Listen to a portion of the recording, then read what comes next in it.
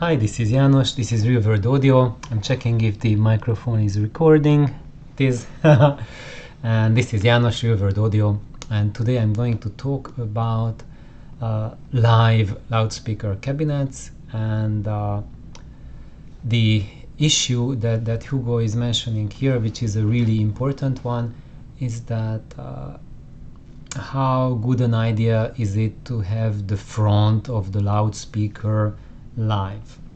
Because what he's saying, and this is really valid, and that aspect of live cabinet that was bothering him, and that I'm saying that I want the front of the baffle to resonate, to be live. But Hugo's gut feeling tells him that the one panel that needs to be more rigid is the front. And the reason for that is that the speaker does not only cause air motions, which will result in sound waves traveling through the wood.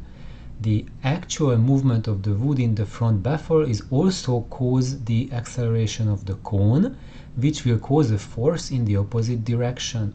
So if you have a flexible front baffle, your baffle will move in the opposite direction of the cone, but without delay and without the need of resonances.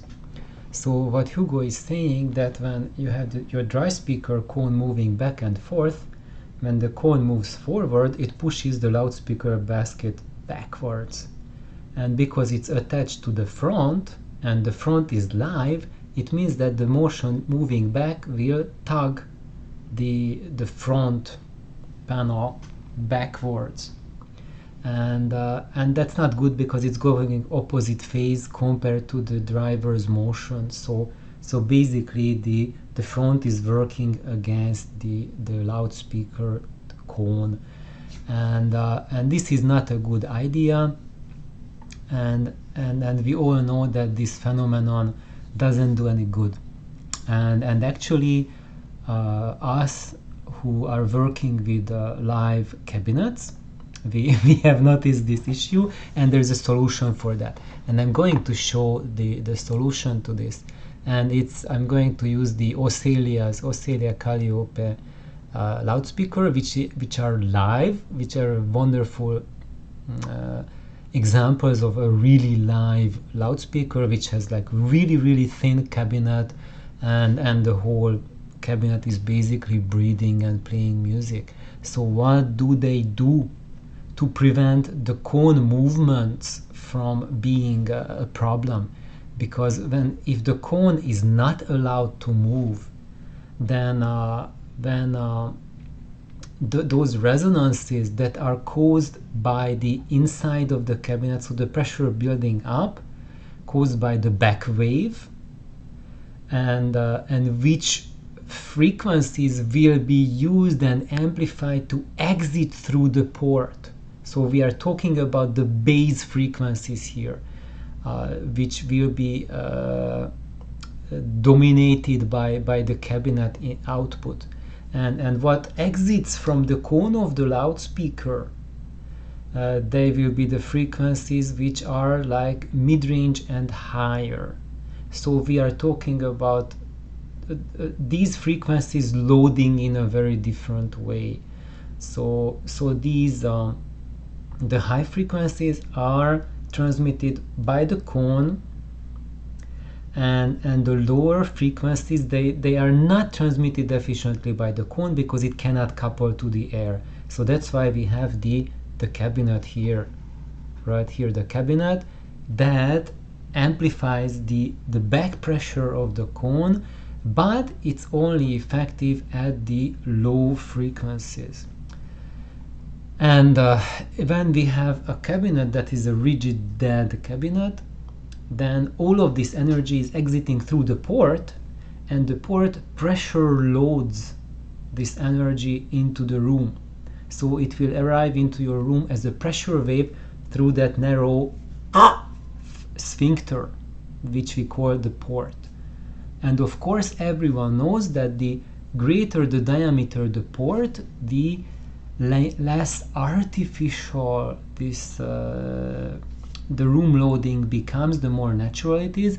And of course, the most beneficial would be if the radiating surface would be not just like a 5-inch diameter port, but the entire surface of your cabinet, and then it can transmit much, because the bigger the surface area, the lower frequencies can be efficiently coupled to the room because of the size of the waves, of the sound waves. The longer the wave, the bigger generator it requires to couple efficiently to the air. So basically, when we have the Ocellia, then the cabinet itself plays a big role in the mid-bass, transmitting the mid-bass frequencies, and actually the port itself, the opening, is really responsible for the lowest registers, which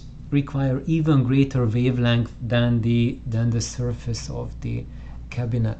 So what I want to show is to look at this video, and it's the Audiophile Barista's video. Hello.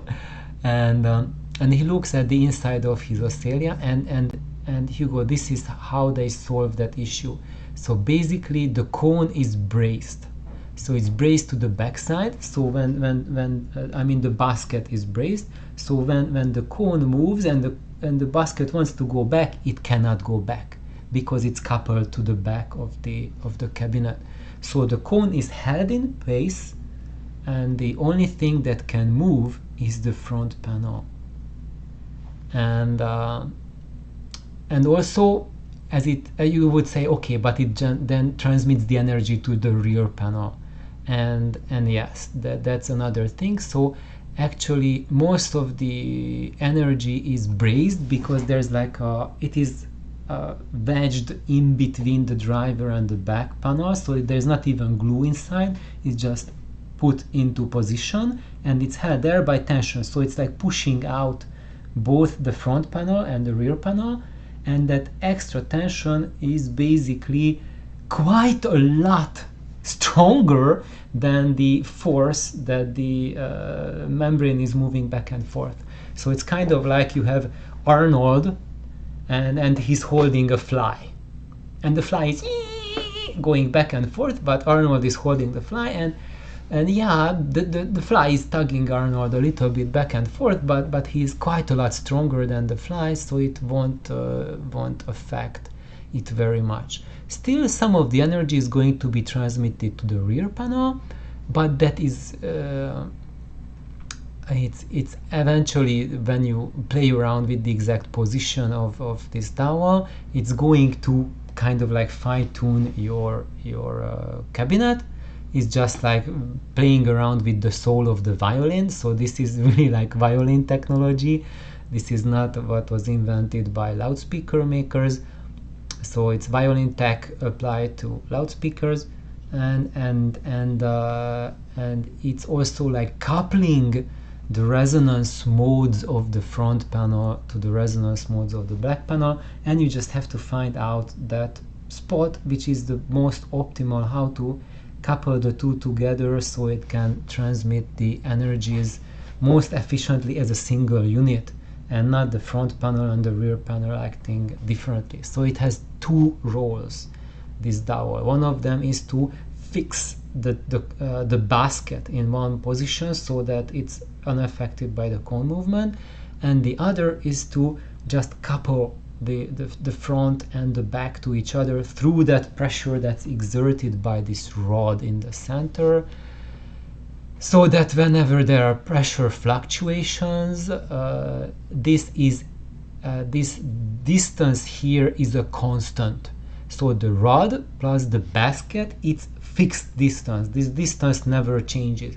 If it changes, then the rod would fall out, but it's never falling. That's how we know the distance doesn't change, because if it would dilate, then the rod would fall out, and it cannot get shrunk because metal doesn't compress, and this is and the wood itself is not pliable enough to get compressed. So we have here a point which is a null point that doesn't move, neither the front panel neither the rear panel, and the rest of the panel can move and dilate based on what the energy of the air motion inside the cabinet is. And that energy can be transmitted through the panel. And the good thing about this, why this thing works at all for music without making a mess of the sound, is because wood transmits sound at much higher speed than air. So whatever energy is getting transmitted by the front panel, it gets transmitted at higher speed than the air traveling from the cone. So if you go back here, you see the cone, whatever energy is coming from there, and then whatever sound the cabinet is issuing, it's not getting that delay as if we are waiting for the sound to propagate from the driver. It's going to the sound within this the cabinet is going to spread faster than the sound exiting here spreads, and that's why it will simulate as if the sound was spreading more uniformly throughout the entire cabinet, and not as a delay. And yes, they are still might not be in the same phase as the driver cone, but what is important to note is that the driver cone itself, it can couple to the air at high frequencies. So when we go to below 500 hertz, it's going to have difficulty. It's not good. It's coupling to the, even if you have a 15-inch driver, below 2 kilohertz, the efficiency starts to drop like falling off the cliff. And when we have even smaller drivers, they start dropping off even earlier. And the cabinet itself, because it's just such large panels and heavy panels, they won't be able to reach to 1 kilohertz or higher frequencies. What I noticed when I listen to my voice of Lancelots is when I put my ears, and actually when I put my ears onto the cabinet, I cannot hear anything, because it's just that piece of the cabinet is just whatever it contributes at that tiny level where it hits my ear at that surface is so low that is inaudible. But when I get a stethoscope, like a doctor's stethoscope, and I put it on the cabinet, then onto the wall of the cabinet, I can hear the music crystal clear, like the bass notes crystal clear, and the lower registers like people talking, like if you have like dialogues or singing, it's crystal clear. It's coming through, but it's lacking all the high frequency, higher upper mid-range content completely. So there's like these two different energies that are these parts of the sound waves are or the frequency spectrum is like getting a split load between the cone and the cabinet itself. And yes, I don't think they are perfectly phase coherent with each other. And yes, that might be something that is not good. I often say that you want phase coherence, but what I noticed is that phase coherence really matters, and it's absolutely vital when you want to make active drivers. When you have like a mid-range driver, a tweeter, maybe a woofer, then it's absolutely vital that the phase transition between each element is smooth. And of course, there is no driver, so when you have like these cone type drivers, any kind, because though they have inductance, because of that self-inductance, their phase is not linear. So when you look at the extremes of the frequency range that can reproduce, there is a phase shift within the driver. And it's an illusion that when you say like, oh, all of the drivers are in phase and everything is in phase. No, because every single driver starts to go out of phase. And if you ever used any kind of modeling software, you can see that, yeah, the driver's phases, even if you don't put a crossover in it, you just put a woofer in a cabinet, you start to see that the phase will be shifting dependent on the frequency of the output, even if it doesn't have a port. Because some people say, oh, if there's a port, it has like 180 degrees out of phase output, but that's not true either, because it just has 180 degrees at the optimum frequency of the port, and below and under that it's not 180. It will just dip 180 at the port's tuning frequency. But when you have a sealed cabinet, it will also reach a frequency which is 180 degrees out of phase, but there you do not have a port. It depends on the dimensions of your sealed cabinet, but yes, there the base will also hit 180 degrees out of phase but not at the frequency of the port, because it doesn't have a port. But there is a frequency where it is 180 off, just like a ported speaker. But with a ported speaker you can dial in that 180 exactly, while in a sealed cabinet it will be rather different. So what else did I want to say about it? Let's see. I think we could go back to Hugo's post. There's like a lot more things that he's talking about. I'm not sure if I want to go in, because that would take like probably an hour to think about it. So what I have noticed is that what I think scientifically is that when the front of the buffer, like in these speakers, it's putting out its energy, and no, it's not 100% phase coherent with the output of the cone itself. However, what I have noticed is that when we make sure that there's no output whatsoever from the front panels, it doesn't sound as good as compared to having that controlled output from the front panels. When we make absolutely sure that the entire front of the cabinet is dead, and the only thing, or I would say the entire cabinet is dead, because I don't know of any experiments where people have completely dead front panels and then the rest live. I don't know any of that. Maybe if someone knows, please comment on that. But what people have is that the whole cabinet is super dead. And yes, that creates a really pinpoint imaging and a sense of clarity, which to me is artificial. And I think that that type of scenario really highlights the deficiencies that we have in the recording chain.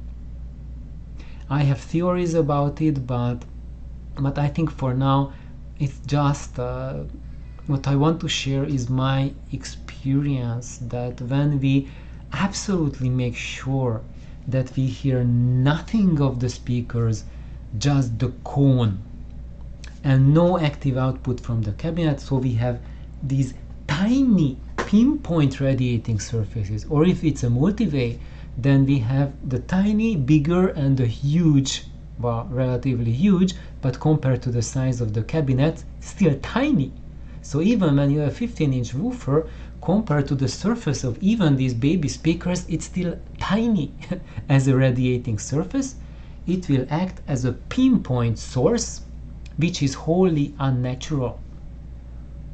There's no pinpoint instrument in real life. I don't know of any kind of instrument, like even a singing it has like the chest size, about the same size as any of these speakers. It's not a pinpoint. So when we task a pinpoint to give back how a resonating chest sounds, how the sound expands from there, it will be artificial.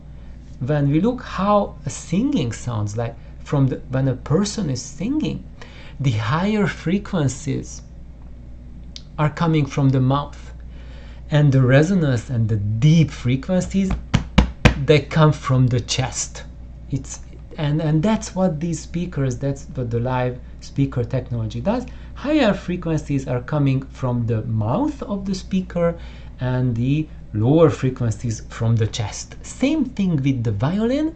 Higher frequencies come from the strings, which are tiny, and the lower frequencies come from the body of the violin, which is big. And there is a phase difference between the highs and the lows, just for the violin, for the humans as well, etc.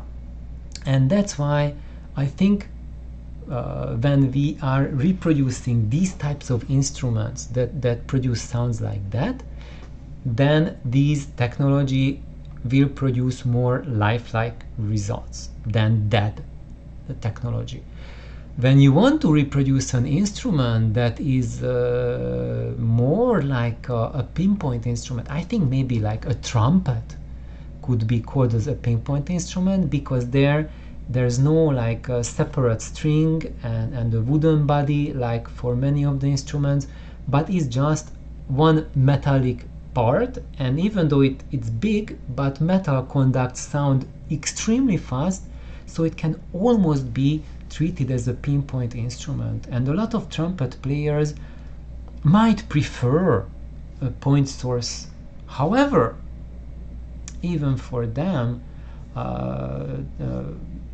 of the trumpet players I know of, they prefer like magnepans, which have like a really huge radiating surfaces for the speakers. And that's what we have here, that large radiating surface putting out the sound, and not the pinpoint. And I think that whether I have a pinpoint or a larger radiating surface makes a bigger difference in my experience. In others might not, but in my experience it makes a much bigger benefit to have a bigger radiating surface than to have an extremely clear but tiny radiating surface. So I think that's just something, a food for thought, that there's any kind of technology that we use will have pluses and minuses, and there's no single technology that only has pluses, no minuses, and we cannot come up with something that has only positives, no negatives, because that it hasn't been conceived yet. Maybe it will be one day, I don't know. But there's so many people racking their brains about it, and none of us could come up with anything remotely similar that has only positives and no negatives. That we can fix every problem is just a jargon in the magazines, and everyone who is a loudspeaker designer and whom I talk to, who are professional loudspeaker designers, everyone knows that there are myriad problems that we have to look at, that we have to be aware of, and over controlling one problem, such as that we need just a pinpoint radiation of that driver and nothing else radiating, it will cause a myriad of other problems that will be hurtful in other ways. And what I think is what we need, what I need, and what I am happy with, is to create with a balance of compromises about how do we take all of these into account and come up with a solution that works in not just the best in a theoretical way. We don't want to build a platonic speaker in a vacuum. My biggest beef and grief with with a lot of commercial loudspeakers is that they were designed in a vacuum, like to be the ideal loudspeaker without taking into account the room acoustics and the interface with the amplifier. All of these need to be taken care of into the account, and that's how we will go for a purpose. And no, the loudspeaker manufacturers are not stupid, and they are aware of lots of things, and this might be my problem with them, but for them this might be a non-issue. They have different priorities, and yes, they do have different priorities, and the chief priority of every loudspeaker manufacturer is to create the most showy sound, the most pinpointy sound, the most clinical sound, because that is the only thing that's reviewed well by the by those who are the authorities in the audio world, and those who decide to call this, judge it as a good loudspeaker or a bad loudspeaker. And what it does is that when you go by that criteria, when you make it like as clear as possible, then you are making those speakers niche loudspeakers, which are suitable to play only very select recordings which are specifically made for that. And it's fine. I don't have any beef with that. If you want, like maybe you have like a few analog productions recordings, and like these are for those types of audiophiles who have 3 recordings, or and they play those 3 and nothing else, and those 3 sound mind-blowing on their system, and yeah, if you want that, go for that, but then you want to play your music that you love on that and it sounds like rubbish, and then the sales rep will tell you that yeah, because it was recorded in a rubbish way, but you can design a system, a stereo system that will play your so-called rubbish recordings in a way that everyone hears it like, oh my god, this is what I want. I want to play the music I love. And what I've noticed is this type of technology, when we employ the cabinets themselves to be part of the sound, just like the chest is the part of the singer, or the body of the guitar is part of the guitar, and we can go through like half of, or maybe 3/4 or almost all the instruments in an orchestra like that. So that's why when you listen to classical music, this live approach is just so phenomenal. And some people say, okay, but what about electronic music? And I say electronic music in these type of speakers is just absolutely mind-blowing, and I think, in my opinion, it's like a gazillion times better than on dead loudspeakers. On dead loudspeakers, electronic music sounds like, oh, very clinical, wow, very weird, but nah. You listen to it, okay, no, I can just go back to those 3 very special recordings that are done this very special way, because they can be listened only. That electronic music sounded, wow, very hypey, but the quality is not good enough. Play them on a live cabinet, and oh my god, this recording is just freaking amazing. So I think I digressed here a lot, and there's a lot more to talk about, but I'm hitting half an hour already, so that will be for another day. So thank you, Hugo, for your fantastic post, and I think there's no easy answer for everything, and even those things like the front of your cabinet being live or being dead, or the entire cabinet being live and dead, they are like ingredients in a soup. Like that might be something like the meat in the soup, and you can create a good soup without the meat in it. So it might not be the only thing that makes or breaks the soup, but it's part of it. And when you have all the ingredients proper in the soup, then we'll have a phenomenal soup. And the other ingredients have to be right as well. And that's why there's no clear-cut easy answers, and that's why I've been making these tons of videos to hint at all of the diverse angles, like how do we go on about choosing the ingredients for the stereo soup to make a good meal out of it. And there's like two different types of meals. One of them is the live cabinet tube amplified straight path purist approach, and the other is the complex system dead cabinet approach. And these are night and day. They have nothing to do with each other, like different species, different planets, aliens from different planets, and they have to be treated very, very distinctly in order to get the most out of them. And then the problem with the audio world is when these two get mixed, and yeah, when you are really good, you can do mixing and matching very efficiently. But most people, when they just randomly try to do that without any experience, it's just disaster. The result is disastrous. But when you have that talent, or not, I would say not talent, just the experience. All this needs is just freaking lot of experience, tens of thousands of hours of doing it and trying out things and learning.